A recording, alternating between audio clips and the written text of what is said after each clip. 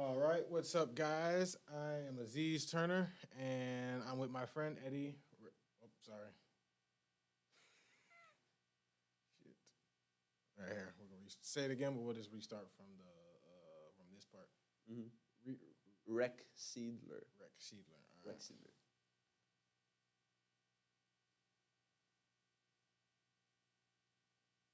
What's up, guys? I'm Aziz Turner. I'm here with my friend Eddie Reksiedler. We are USF students, and we will be going over the UFC. This podcast will be about boxing, UFC, MMA. As far as me, I grew up doing Taekwondo, stopped for a while, got into boxing. So, I mean, I've always grown up watching it, but I've been doing it for about 2 years now. So, I just wanted to have a chance where I could just talk, find somebody who was interested in it. So, about a semester ago, met my man Eddie from Florida Focus. That's right. My name is Eddie. I'm originally from Brazil. I've been a big fan of combat sports for as long as I can remember. I've been training in kickboxing for about 2 years. And yeah, I mostly watch UFC. Z has been putting me onto some boxing. And today we're going to talk about the UFC 284 main card that just took place this Saturday in Perth, Australia. All right, that's right. Let's go, champ. That's going to be our motivational saying. Word to Shannon Brave, one of my favorite boxers. We'll get into him later. But anyway, so Eddie, UFC, the event this past weekend, man, Volkanovski versus Islam Makhachev. Turned out to exactly what we thought it was going to be, man, eh? Yeah, I mean, most people were not expecting a fight that was so competitive. I mean, when you have a champion going up one division to fight the champion at a higher weight class, that's not usually what you see, such a competitive fight. But that's just the type of fighter that Volkanovski is. You know, he's so resilient, and he found ways to test Islam in ways that he hadn't been tested yet. You know. So we're gonna start with the first fight of the main card, which was Jimmy Crute versus Alonzo Menafield. And that fight was, I'm not sure what the odds were, but it kind of went the way that most people expected. Maybe I think they had Crude coming out on top. right, Like, and it did end in a majority draw, which of course is not something that you expect too often. But with a guy like Menafield, you know, he's just so powerful on the feet. You take a look at the guy; he's built like a Greek god, right? Pure yeah, muscle. that was, And that's what the fight showed. At least the first few rounds, you know, Menifee was landing big shots, putting damage on Crute. And Crute, who's usually not a wrestler, he kind of turned into a wrestler. You know, that's what most he had. definitely That's the more. resort that he had. So he got tagged on the feet pretty bad early on in the fight, and Menefield was even close to getting a TKO finish at one point in that first round. Uh, but he was just finding ways to put Menefield in clinch positions, put him against the fence, and that's what made him survive the first round. So And just real quick, just want to read off some stats for that fight. That was Minifield had 2 knockdowns. Crute had 6 takedowns, and he won ground control. And but Minifield did outland him 92-62 in total strikes, and he outlanded him 56-31 in significant strikes. right, and one of the biggest moments of the fight was in the second round where Crute was closing in on the takedown, had Menefield against the cage, was about to get that double leg, and Menefield ended up grabbing the cage to keep himself standing, which of course you can't do in MMA. And that ended with a point deduction right away from the referee. Quick question on that: how does that explain that to me? Like, how does grabbing? So you can't grab the cage at all ever, or is it only like in certain situations? Right. Or So you can't grab the cage to give you a position advantage. So if I just grab the cage and you're not really close to me, I can do that, right? got you. But if I hold the cage to stay upright, to prevent a takedown, or maybe to help myself get a takedown on you, that's a foul right there. I can't do that. So as long as it's not where you're kind of using it to gain an advantage, pretty much. Exactly. Yeah. All right, for sure. Because I was a bit confused on that, but yeah, man. I'll be honest. Don't you kind of think do you think they should have stopped it? Kind of in, I think it was that second round. He was really putting it on Crute. Yeah, there was a point where it looked close to being stopped.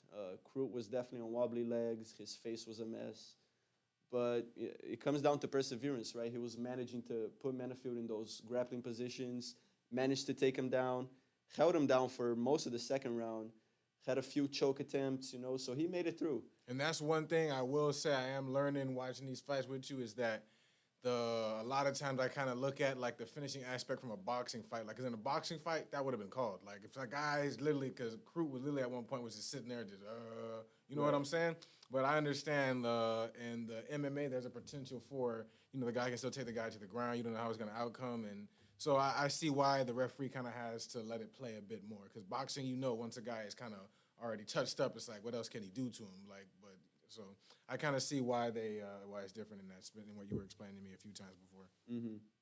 Yeah, and in MMA, a 3-round fight, a point deduction is a big thing. I mean, it's basically one round that you're winning, right? Gotcha. If you're given a point, and ultimately, that's what caused the fight to be ruled a majority draw. And the judge who didn't score it as a draw actually gave the fight to Jimmy Crute, which in my opinion was kind of surprising. I mean, the way I saw it, if you don't give it a draw, you have to give it to Menifield because in my opinion, he was the fighter who was closer to finishing the fight throughout the bout. That's what I definitely agreed on that. But I do agree with I think a draw is a fair decision for that fight because point deduction that's what it does to the scorecard. Uh, Anything else on that? that's pretty much the Crute Menifield fight. I definitely recommend watching it. It just shows how powerful Menifield is and how resilient Jimmy Crute was. He was an intelligent fighter in that fight. He saw that it wasn't working on the feet. He found ways to put it to the ground and had some success on the ground. So definitely a good display for both men. Yeah, most definitely, most definitely. And like you said, no one can be upset. They walked out with a draw, so they can always run it back, and we can see who comes out on top the next time. Yeah, absolutely. So the next fight of that main card was Justin Taffa versus Parker Porter. So the story going into this fight is Justin Taffa is a powerful striker. Is that he's got that Mark Hunt mentality, he's calm, collected, strong as hell. Smooth in the storm. And he was also younger than Parker Porter, right? Which is always a factor in these heavyweight fights. True, The younger guy usually has the edge on the higher weight classes. And that was the story of the fight. It didn't take long for Justin Taffa to land that one big shot that ended the fight. It was 1 minute into the first round. Yep. Lands a left hook followed by an uppercut. Kind of landed both, but the left is what got the job done. And Parker Porter just folds. Yeah, man, super quick. Pretty much just to repeat what you said, man. He got him out of there quick, man. He got him out of there in time to make dinner. And that's what makes these heavyweight fights so interesting. You can't blink, can't go to the bathroom during those heavyweight fights. And I was kind of because you remember while we were watching the fights, I remember I looked at you and said, "Oh, this Porter guy, he's kind of reminiscent of a boxer. He moves like a boxer, Right. And he just didn't really get enough time to really show. And then he did kind of take that huge, like he swung way too wide on that. Right. He threw that overhand, I think it was. And like you said, it was just a beautiful hook, and that's all she wrote, man. Yeah. He followed up with that rear uppercut, and bro, yeah. Yeah, Taffa stayed composed. He's got that. That was a wrap. He's got that silent assassin type of vibe to him. You could True. tell it from the walkout, right? Yeah. I mean, that guy was walking out Very just composed, straight yeah. face, Very composed. right? And then even in his celebration, like I love how in the celebration they're very composed, and then like they celebrate it's like a big release, like okay, Right, job's done. You know what I'm saying? So it's like all right, bet for sure. Yep. But yeah, man, there's not really much more we could say about that one. Yep, just quick night at the office for Justin Taffa. I guess Taffa is up and coming in the heavyweight division. Yeah, so he was actually coming off a 1-year layoff, and I'm pretty sure his last fight was he actually lost. It was I don't remember if it was first or second round, but he had a knockout loss to Jorgen De Castro, right? Gotcha. And it was a big highlight knockout, so it was bad for Justin Taffa, and that was his debut in the UFC. So this was his second fight, and he really had to prove himself. He was fighting in front of his home crowd, right, in Australia. That's right. He was Australian. That's right. So, really that's the best case scenario if you're Justin Taffa. That's what you're looking for. Would you say, well, I'm pretty sure I know you'll go in this question, but would you say that, how do you think you would handle the pressure of fighting like on a crowd or in front of your countrymen like that? Do you think you would be nervous, or do you think you would use that as like, oh man, boy, I got the whole country behind me, man. Right. You done, bro. Man, it's over. I mean, I think it's a double-edged sword, There's definitely the pressure, like you're fighting in front of your friends and family. And when you have so many people rooting for you, there is a pressure factor that comes with that. But you also get that energy boost from so many people rooting for you. You know what I'm saying? So really, I guess it depends to what kind of person you are. And Justin Tafa, we can definitely see that was the kind of Yeah. person that got energy from the crowd. Most definitely. He didn't show that he was getting it till the end, but yeah, he definitely, because boy, Right, that hook that's all she wrote. right. In that one. And the next fight, that was, for me personally, was one of the most exciting fights of that card. We had Jack Della Maddalena versus Randy Brown.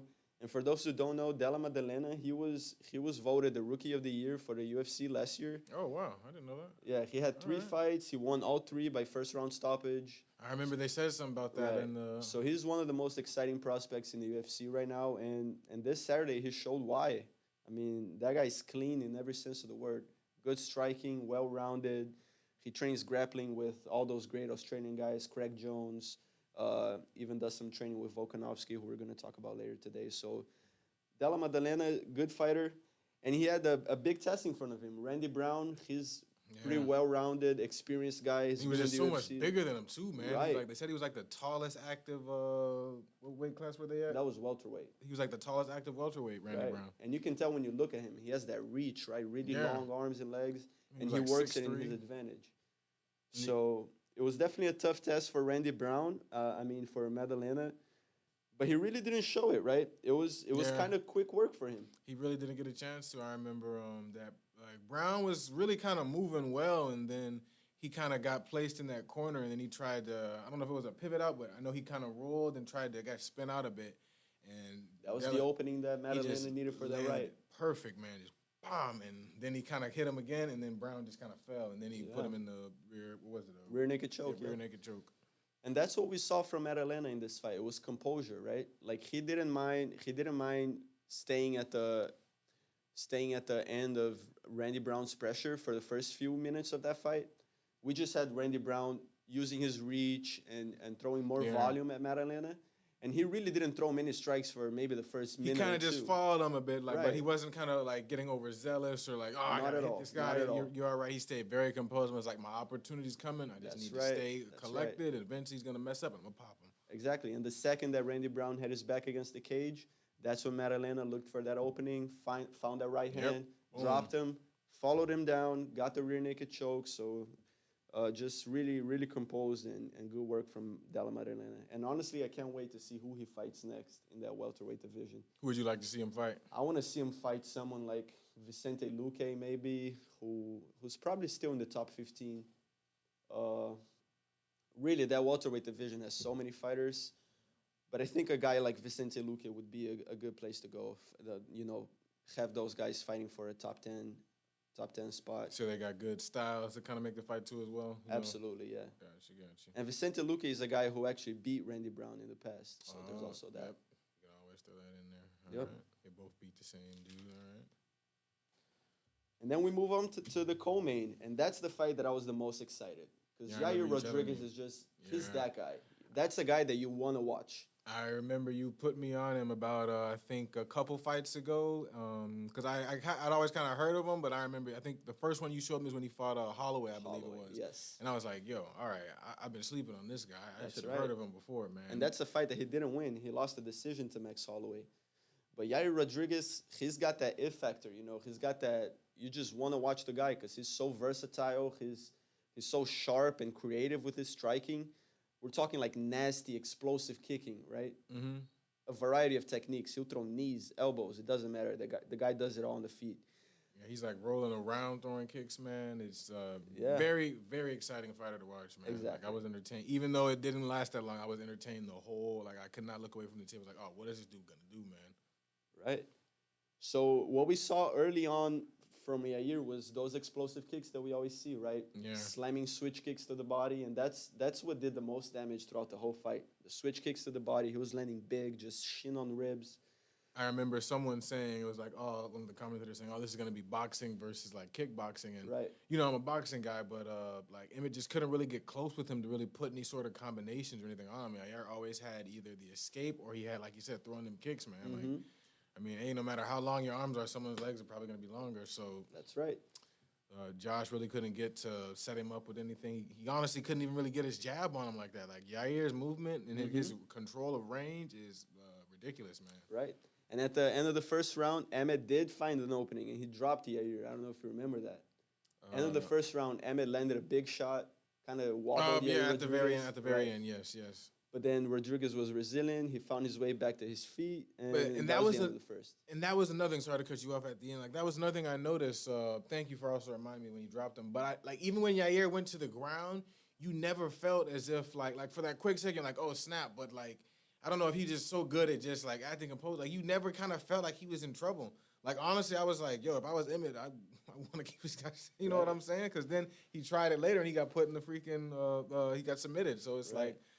Man, that guy is very well rounded, man. I still got more fights I gotta watch because that dude's exciting, man. Yeah, that guy is a fighter you do not want to miss. So, for you guys who maybe don't keep up with the UFC too much, definitely look into Yair Rodriguez. We're talking about quite possibly the next featherweight champion after Volkanovski. I think he was also. Oh, that's another thing I want to talk about. So. Now that he's the interim champ, that sets up the fight with Volk. What you think about that, man? Volk's got his work cut out for him, man. Yeah, I mean, if you look at it stylistically, you got to give the edge to Volkanovski.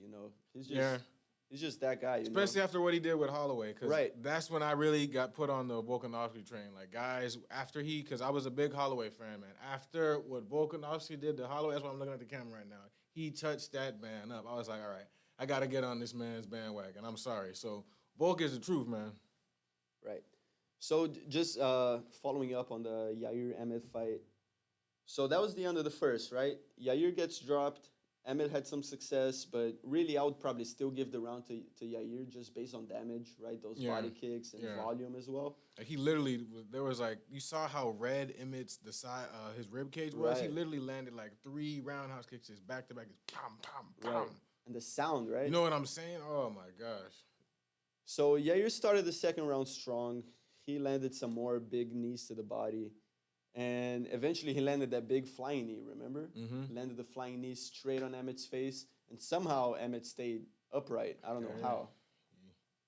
He kept coming, man. He was returning fight. Got to give it to him, man. He had a chin, but, And that's basically the sequence that ended with Emmett on top of Yair, right? Which is what eventually set up the triangle choke, which ended the fight.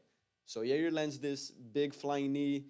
Emmett follows him to the ground, and then Yair just uses his slick jiu-jitsu skills to lock that triangle up, and that was it. Round 2, towards the end of round 2, he secures the tap and gets the interim title. And that's one thing that also I think why he kind of helps Yair with his this approach, because he has such good like ground skills. He's not afraid to do some crazy thing and end up on his back. He's like, all right, bet we can go ahead and finish. I mean, I can finish this on the ground just as well. You know what I'm saying? So. And that's what we see from guys like Charles Oliveira. He doesn't mind being creative or even being careless with his striking, because he's so comfortable off of his back. Yeah. It doesn't matter if you put me there. Like, are you willing to stay between my legs? He wants you to take him now. Come on, go ahead. I dare you. Exactly. So, and that's what we saw from Yair in that fight. Most definitely. Congrats to Yair and on that champion or becoming the interim champ. And hopefully we can get that fight with Volk soon down the road. Yep. And he's only the second Mexican-born UFC champion. Oh, that's right. Right behind Moreno, right? Moreno, right? Yep. Who did it just last year. Congratulations. Shout out to Mexico. Yep. And now main event. Volkanovski versus Islam.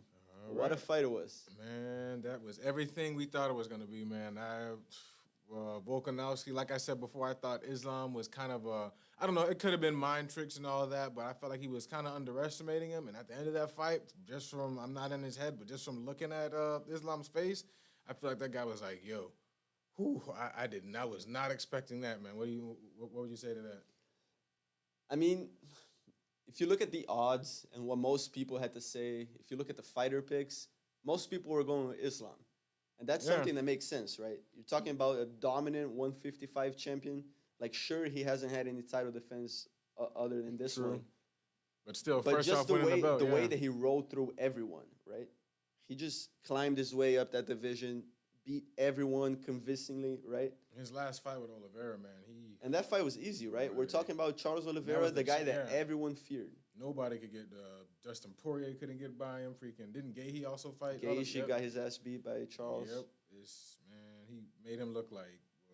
So that's the kind of guy that Islam is, right? We just knew that he's that guy.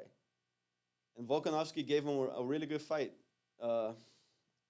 it just sucks that he fell short. You know, everyone was rooting for him. You know, it's Yeah, we as humans we have that tendency to root for the underdog, and that's what true. we saw. Everyone was rooting. Not only Volk was from the home country, right? So he had the whole crowd behind him, You think also the but really underdog factor he played had into most it? of the fan base with him, and that's Yeah. what's causing some people to think that it was a robbery.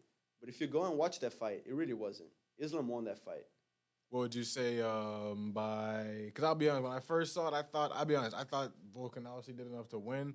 I'll be honest. I know the ground game, like the UFC looks at that as very you get points for being in control. So I know that played a huge part in Islam winning. So I'm okay with that. And yeah, that's just MMA, man. Yeah, I mean, position control is a big part of MMA. If you have a 5 minute round and for 3 of those minutes I had your back or I was on top of you, it's probably my round, you know. Like I remember we saw that in the Ngannou fight because I remember when he fought up Cyril Gane. He literally like Cyril Gane was outstruck him for those first 2 rounds, and then Ngannou just like you know what, let me just take this guy to the ground, and he won the fight off that. Yeah. So yeah, man. I did think though in that 5th round, like that's what was gonna spin some of the judges to Volkanovski. I thought he kind of did enough to get over the hump, but I guess not. But Yeah, still, that's one of the rounds that really is not debatable about that fight. Everyone saw that Volkanovski won the 5th round. And the way I see it, the 5th round is probably more important than the first round because that's the one that's more stuck to your memory, right? yeah, You remember how the fresh fight in the ended, mind. Yeah, I right? got you. And if you look at the end of that fight, we saw Volkanovski on top of Makhachev raining down blows after dropping him. You know, It's so funny you say that. I remember just to go through a boxing reference in there. Sugar Ray Leonard used to always say he would always try and you want to end the round throwing a flurry. So he would always he would train himself to whenever he knew like 10 seconds was left, he would just throw a flurry. So the right, last thing the judges remember is he was throwing like a flurry on the other guy. So absolutely, yep. yeah, it's very important. And unfortunately, it wasn't enough for Volk. You know, he probably got. Some people say he got rounds 3 and 5, and then Islam got 1, 2, and 4. I think that's fair, but like realistically, I think Volk probably only got the 5th. Well, I remember I was looking at his social earlier this morning, and he says he believes. Well, not this morning. Yes, on Sunday, he said he believed he got 2, 3, and 5. So Yeah, Volkanovski. I don't know. I mean, two is kind of debatable. Uh, but yeah, he definitely got 5. I'll tell you that much. That's one of those fights that like I was seeing a lot of people saying this online. Like the things I would do to have a 6th round to that fight, or maybe 7 rounds. You know, Yeah, 'cause honest. what would have happened? You know, That was because what I was seeing is if that was a no time limit fight, mm-hmm. I would probably give it to Volk. Like Because Volk was fresh. Islam was getting tired. You know. I remember I think you told me that you were like Volk gets better as the fight goes on. I was literally I was funny you said that because I was literally thinking at the time like wow, if we had like one more round, Volk would probably win this Yeah, match. if you look at Volk's career, that's what he does. He usually starts kind of slow, Mm-hmm. but no one's beating him rounds 3, 4, and 5. You know. Gotcha. You think that's just him kind of capturing or kind of calculating the person or trying to dissect them a bit, or you just think he just kind of I mean, it's a little bit of that, right? We see a lot of guys who do that, who start slow. Like guys like Peter Yan do the same thing. You know, he usually kind of gives you round 1, but by round 2 he has your number. You know. gotcha. But I think for Volk, it's more like he uses his endurance as a weapon. He lets you get tired. He lets you beat on him a little bit because he knows that by the latter rounds he's gonna have the advantage. Got you. And I remember just seeing interviews with him in the past, him talking about like that was his edge when he played rugby. Because, rugby, he was playing with freaking monsters out there, man. Some rugby dudes are freaking damn near pushing almost 300 pounds. Yeah. And he was saying, yeah, man, I had so much endurance. Like when those guys got tired, because remember, being big requires a lot of energy to move, man. That's what a lot of people don't realize. So he said his edge was just having the endurance to just outperform him when the game got into those deep areas. So Right. he did And the same thing in MMA. it makes me wish that we had something like a possibility to go over 5 rounds in the UFC and MMA. I mean, at this point, it's not a thing, and I'm not sure if fighters would like that. That'd be a long fight, bro. Because you guys already fight 5 minutes for Yep, 5 rounds. in 25 championships. minutes a championship fight. Whew. 6 rounds, man. Oh man. But that's how it used to be back in the day. No time limits. You're fighting until you tap to exhaustion, or You know, Hey, no man. judges, no nothing. Someone's gonna win this fight. Hey, no one is leaving until No, there is a right? Until winner. we have a clear winner. Hey, Maybe, I mean, maybe we could have title fights like that. It would definitely change fighters' strategies and all that. yeah. You know, there'd be some people like complaining, "Oh, this is gladiatorial." I'm talking about it's inhumane and stuff. So I don't know, but yeah, man. So moving forward, what do you think Volk will get that? Think he'll try and go back up to try this again, or you So think he? yeah, so next fight, Volk definitely defends his title, Got you. his featherweight title, of course, and it has to be Yair, right? It has to be against the interim title. So they Yep. do a title unification bout. We've seen a few of these throughout the years, and it's exciting, you know. But looking at it from a like if I was an odds maker, Mm-hmm. I would give it to Volk. I mean, Yair is a hell of a fighter, but I don't know if he has the style to beat Volkanovski. Like at 145, I don't see who has. You know, I don't see who can beat that guy. So Yeah. that's the fight to make for sure. And I would say they probably book it for this year. Maybe we're talking November, December. All right, And then for the lightweight division, Islam, he's gonna have to defend his title, of course. Uh, I forget which fights they've booked, but I would say it's probably between whoever Charles Oliveira fights next. You know, whoever wins a fight with Charles gets another shot at Islam. got you. 'Cause so Maybe Poirier. Maybe they book Poirier Charles again. pretty much kind of using Charles Oliveira the same way they've been using what's his face Robert Whitaker or Gilbert Burns. For middleweight, Kind of yeah. like as we know they can't beat the champion, but it's not like the other guy. Like they're kind of like that stepping or like the bodyguard, if you will, Right. the guard to the champ, if you will. Right, right. And then I'm not sure what's going on with Justin Gaethje right now. Maybe they book him against Charles. That would be a good fight again. I mean, Justin Gaethje is one of those guys that you just want to watch the man fight. You know, I don't care That who guy.